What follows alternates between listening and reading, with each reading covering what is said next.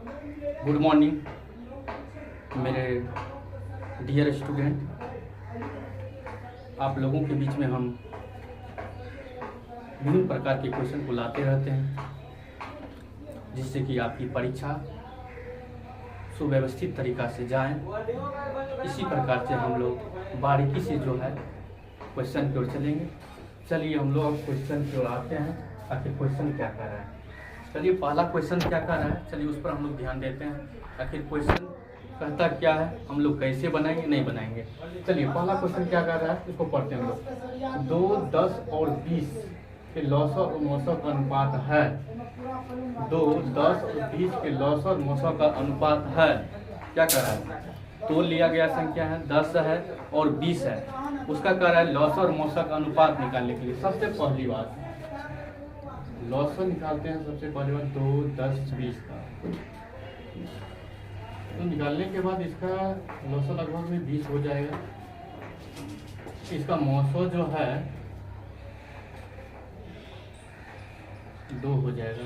तो यहाँ अनुपात की बात आता है, जब हम लोग क्या करेंगे 20 में 2 से भाग देंगे तो 2 धन 20 2 2 10/1 यानी 10 अनुपात 1 आ रहा है। चलिए इसका मतलब है कि हमने आपको जो करके दिया, आपको जो हम किए हैं 2, 10 और 20 का लौसर और मौसर का जो अनुपात है वो क्या है, हम आपको यहाँ पूरे रफ में क्या किए बता दिए हैं। 2, 10 और 20 का जो लौसर होता है वो 20 होता है, और 2, 10 और 20 का जो मौसर होता है वो क्या होता है, 2 निकलता है।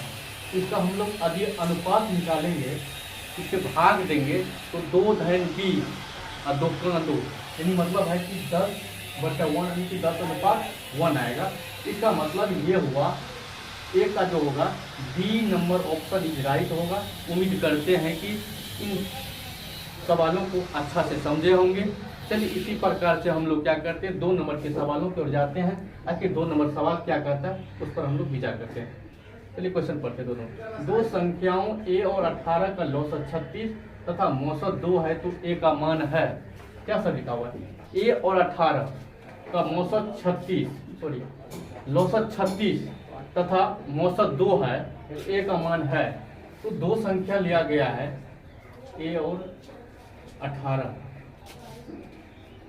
और उसके बाद क्या है लौसर 36 है तथा मौसर क्या है 2 है। तो a का मान क्या होता है, 2 संख्या सबको a और 18 लिया गया। चलिए 2 संख्या और 18 का लौसर, तो 2 संख्या लिया है a और 18, तो a और 18 लिखे हैं। उसके बाद इसका जो है लौसर 36 है और मौसर जो है इसका 2 दिया गया है। इसमें कहा a का मान निकालने के लिए, चलिए हम लोग a का मान निकालते हैं। 36 × 2 हो गया बटा 18 हो जाएगा, तो 18 दूनी 36 होगा, यानी 2 दूनी कितना आता है 4 आता है। तो इसका जो आंसर होगा 2 नंबर का जो आंसर होगा ऑप्शन सी राइट आंसर होगा, क्योंकि आप a और 18 का कह रहा है कि लौसर 36 और मौसर कह रहा है 2 है, तो a का मान क्या होगा। सबसे पहली बात क्या करना है, a और 18 को गुना करके उसके बाद लौसर जितना है 36 उसका गुना लिख देना है। उसके बाद मौसर जो 2 दिया गया है उसको लिख देना है। उसके बाद ये निकालने के लिए क्या करना है 36 × 2 बटा 18 कर देना है, और 18 दूनी 36 हो जाएगा। तो अंत में क्या करेंगे, दोनों को गुना कर देंगे, 2 दूनी कितना हो जाएगा 4 हो जाएगा। इसलिए नंबर 2 के सवाल का जो है, नंबर 2 के सवाल का जो आंसर होगा सी इज राइट आंसर होगा। उम्मीद करते हैं कि 2 नंबर सवाल को अच्छा से समझे होंगे। चलिए अब हम लोग क्या करते हैं 3 नंबर के क्वेश्चन की ओर जाते हैं। आखिर 3 नंबर के क्वेश्चन क्या कह रहा है, नहीं कह रहा। चलिए हम लोग पढ़ते हैं। सबसे छोटी अभाज्य और सबसे छोटी भाज्य संख्याओं का गुणनफल है। सबसे छोटी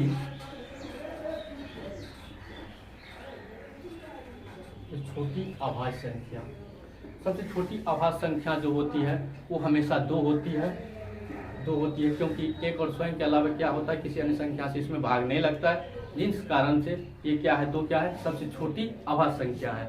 तो सबसे छोटी अभाज्य संख्या क्या होगा 2 होगा। यहाँ है सबसे छोटी भाज्य, सबसे छोटी भाज्य संख्या क्या होता है 4 होता है। आपको हम बताए थे कि भाज्य संख्या जो होती है 1 और स्वयं उसके अलावा किसी अन्य संख्या से भी भाग लगता है, जिस कारणवश क्या होता है, वो संख्या क्या होती है, भाज्य संख्या होती है।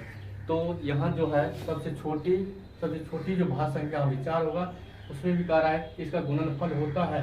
गुणनफल का मतलब होता है गुणना, मतलब दोनों संख्या गुना कर देना है, 2 + 8 हो जाएगा, 2 × 4 = 8। इसका मतलब ये हुआ कि ऑप्शन सी क्या होगा, राइट आंसर होगा। C option is right answer. उम्मीद करते हैं कि 3 नंबर के सवाल को भी आप लोग अच्छा से समझे होंगे। चलिए अब हम 4 नंबर के सवालों को पढ़ते हैं। सवाल नंबर 4 क्या कहता है उसको हम लोग देखते हैं। किसी पूर्णांक m के लिए धनात्मक विषम पूर्णांक का रूप होगा। क्या कह रहा है, किसी धनात्मक पूर्णांक m के लिए एक धनात्मक विषम पूर्णांक का रूप होगा। आपको हम पढ़ाए थे विषम पूर्णांक कि वैसी संख्या जो क्या होता है, 2 से पूरा भाग लग जाता है सम संख्या कहलाता है, और जिन संख्या में 2 से पूरा भाग नहीं लगता है उसे विषम संख्या कहते हैं। इसका मतलब ये हुआ कि यदि हम लोग क्या करें 2m + 1 इसका यदि रखें, ऑप्शन नंबर सी के आधार पर 2m + 1, 2m क्या है, सम संख्या का रूप है। यदि हम लोग सम संख्या में यदि कोई संख्या को जैसे 1 को ऐड करेंगे तो क्या होगा, विषम संख्या बन जाएगा। तो कहने का मतलब क्या होगा, किसी पूर्णांक m के लिए धनात्मक विषम पूर्णांक का जो रूप होगा वो होगा 2m + 1। इसका मतलब होगा कि सी इज क्या होगा, राइट आंसर होगा। उम्मीद करते हैं कि 4 नंबर के सवाल को भी अच्छा तरीका से समझे होंगे। अब चलिए हम लोग 5 नंबर के सवालों पे जाते हैं और सवाल क्या कहते हैं उसको हम लोग पढ़ते हैं। 5 नंबर का सवाल कह रहा है 2 संख्याओं का गुणनफल 2166 है एवं उनका मौसम 19 है। तो कह रहे हैं उनका लौसक क्या होगा। आपको हम जानकारी दे दूं कि 2 संख्याओं का जो गुणनफल बराबर होता है वो क्या होता है, लौसक गुना मौसम होता है।